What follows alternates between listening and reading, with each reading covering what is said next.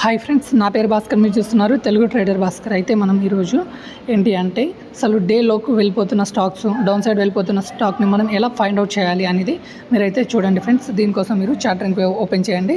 Chart అయితే మీకైతే ఇక్కడ ఉన్న లెవెల్స్ని అయితే నోట్ చేసుకోవడానికి ట్రై చేయండి. ఈ లింక్ని డిస్క్రిప్షన్లో ఇవ్వడానికి ట్రై చేస్తాను. ఇలా కనుక మీరు కనుక డిస్క్రిప్షన్లో పెట్టుకున్నారనుకోండి, ఇక్కడ లాస్ట్ లోయెస్ట్ ఉంటాయి కదా, వాటిని మీరు లాస్ట్ నుంచి తీసుకోవాలి. ఇక్కడ పీవీఆర్ ఇన్నోఎక్స్ ఉంది కదా, దీని అయితే మీకు చూపిస్తున్నాను చూడండి. ఇది ఈరోజు first 5 minutes candle loan break అయిన వెంటనే పొజిషన్ తీసుకుంటే కనుక ఇది మొత్తం మనకి ప్రాఫిట్ అవుతుంది.